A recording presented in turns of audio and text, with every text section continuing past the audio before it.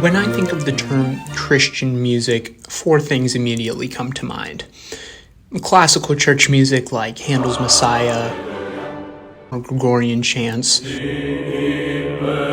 gospel music and spirituals, Christian rock,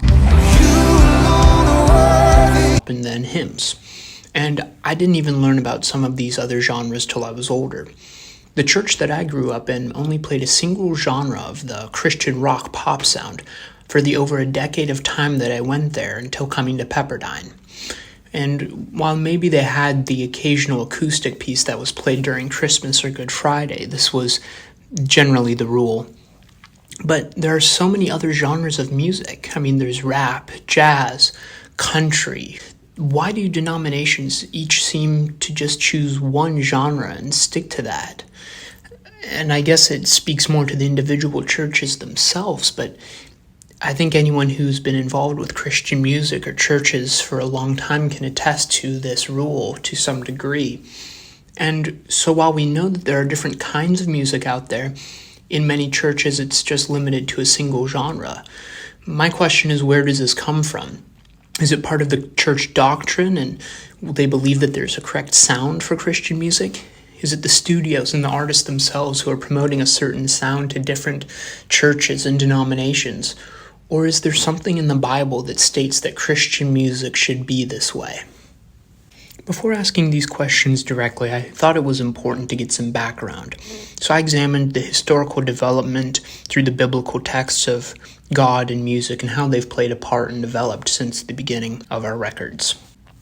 God and music have had a relationship since the very beginning of the Bible, where in Genesis 4 it is mentioned for a first time that a man named Jubal was the father of all who played string instruments and pipes.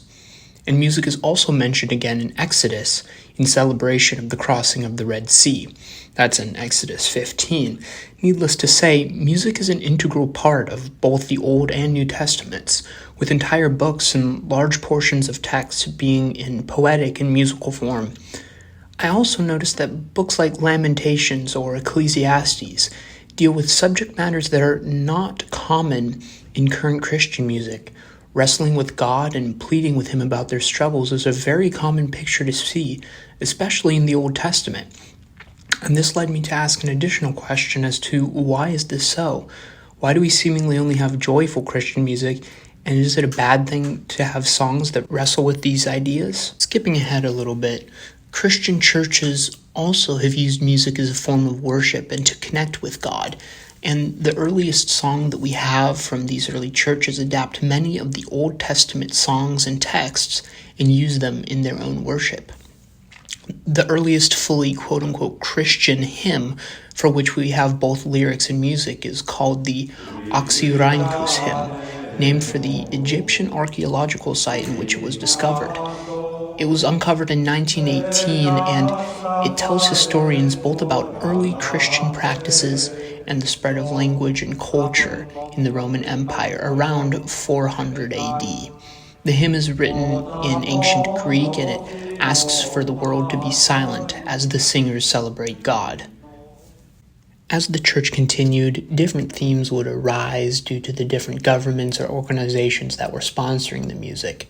I sat down with Dr. Ryan Board, a professor at Pepperdine University, and asked him about some of these developments, as well as some other questions regarding early Christian music. My first question is about the development of Christian music. Obviously, hymns have been around for a long time, since the very beginning of the church. And would you say that the modern kind of Christian rock and kind of Christian pop music that's out is the latest iteration of a form of a hymn, or is it different, would you say?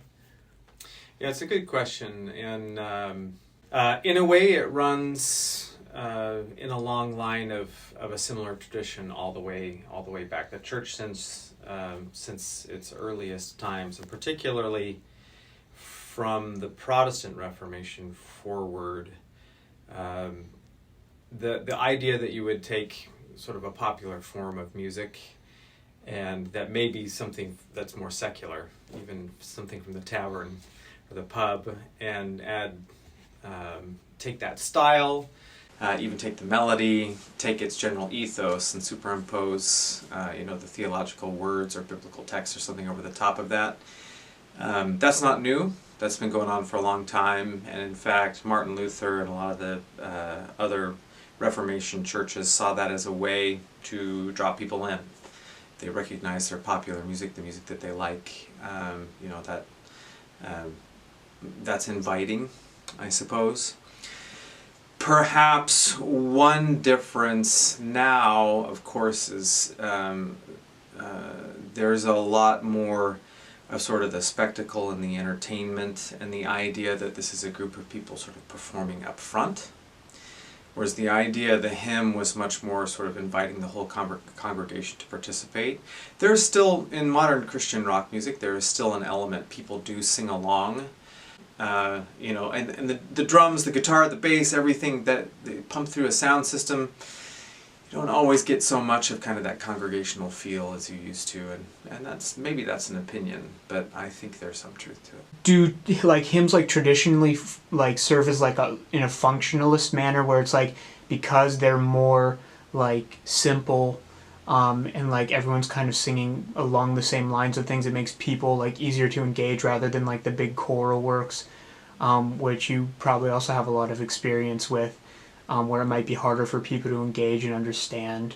In the history of church music making, there has certainly also been moments where the function is, okay, congregation, sit back and listen as a form of worship and take this in.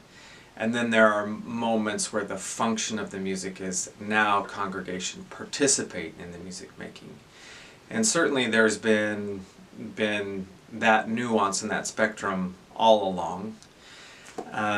But particularly with the Reformation, the idea of the Reformation hymn was probably historically a big increase in the idea that, okay, now the congregation is participating.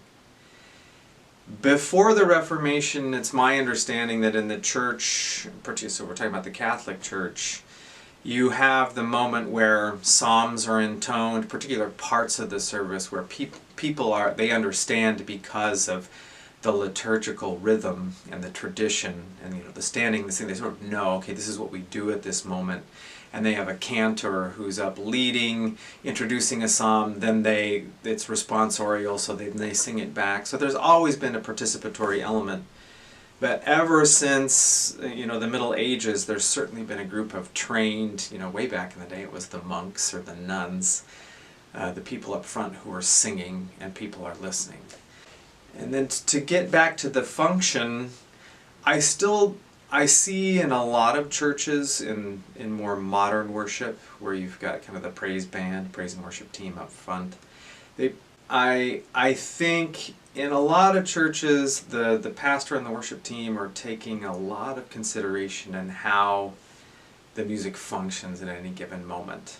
I still think thoughtful churches are, in a way, it's a continuum all the way back to thinking how are we sort of making the worship flow and bringing people to a point where they can more deeply engage. You were mentioning like praise and worship, so kind of something I was noticing. It seems to me a lot of the time in church it's a lot more focused on that praise and worship aspect, whereas like in the biblical text that a lot of these songs are pulling from, there are entire books like Lamentations and Ezekiel which like call much more on like questioning God and kind of wrestling with God in those aspects that I feel like Christian music doesn't really touch on. So I guess my question is there a difference between what music is like Christian versus what music is like appropriate for church? Should it be exclusively praise, or should there maybe be like an expansion of like the Christian musical genre to include those messages as well? The early church was very suspicious of setting anything but the Psalms to music, because those were specifically David singing. If you look at so much of the content of the Psalms, though, David is crying out in pain, worry, doubt, and And so there's a lot of music in the early church that deals with, I think, a much broader range of emotional context than what I find to be the very narrow, and again, my opinion, somewhat superficial and shallow music that's in the modern church. I think it's hard for people to take 4 or 5, maybe 6 chords and a key change and a particular beat and unpack the layers of deeper emotional states, pain, suffering, doubt. And I think earlier forms of music, quite frankly, did a lot better job of that than what I see in the modern church. Do you have like ideas on like why that transition started to happen? It's my understanding that when you look at the world, the numbers of people who regularly attend church and go to church are shrinking. That's a broad brushstroke statement. If I just sort of see congregations shrinking, churches closing down, that's not the same all across the board. There are many churches that are growing and getting bigger and congregations that are growing. And many of those churches and congregations happen to be the ones that are embracing more contemporary styles of worship music. I think there's a trend and a current that reaches way back, particularly to the Reformation era, of, okay, how do we contextualize what we're doing in church such that anybody who comes through the door can feel like they understand it, that they can relate to it, taking some of the pub tunes and kinds of music that the general population was familiar with and then adding religious text to it made people feel comfortable to come into church. They had an understanding of it. My worry is that if we're constantly just trying to make sure that people are comfortable or that they understand, then we're not encouraging this growth factor. We limit the ability for them to go deep and understand the more profound. We also remove the ability for the intergenerational sense of worship. Okay, the grandmother who's sitting next to her grandson, and the grandson is learning the hymn that she sang when she was a little girl. Maybe that's going away. And those older generations of churches are literally coming in now, and they're going to the traditional worship service, and the young people are going to the contemporary worship service, and those generations are not sitting together. And I think that's a huge loss for the church. They can worry about their numbers, they can worry about all these things, but I worry about what they lose when they're focused only on sort of making people feel immediately comfortable and immediately be able to relate to what's going on. Perhaps they're missing something important. After talking with Dr. Board, I also wanted to look directly in the Bible and see what it says about what Christian music should be. Should Christian music exclusively be about praise and worship of God, as is popularly done in churches, or is it okay to have Christian music that wrestles with God and questions God, as can be seen in the Old Testament writings? And if so, would it still be considered Christian or something else? If we look at what Jesus says in Luke on the structure of how we should be praying, it very closely parallels the correct structure for how we should worship and praise. It tells us that there's a time for crying out to God, but first there must be praise. There's a proper procedure for entering into God's presence.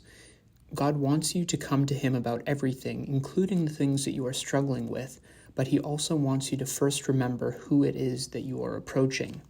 There is a correct process to approach God with our worry when we cry out to Him. When we have doubts, we must first worship Him and lean into Him. Affirm the fact that He is God and we are not. Then we can unpack the things that burden our hearts. It is not that those things cannot be allowed, but rather that there is a correct order in how to go about doing them. If not, it would be like only going to a friend when you needed something from them, or put your emotional baggage on, rather than wanting to be an actual friendship and relationship with them. Of course, a friend will come to you when you're in a time of need, but if you only ever come to them when something is wrong and not when things are right, are you really their friend? Worship needs to work in a similar way. Of course, music with Christian themes can cover a wide range of subjects, even those of worry and doubt, but in doing so, still recognize the friendship and relationship that you have with Jesus. This does not mean that only one genre of music can be considered Christian, but it means that there's a correct sequence of Christian music that can be considered worship.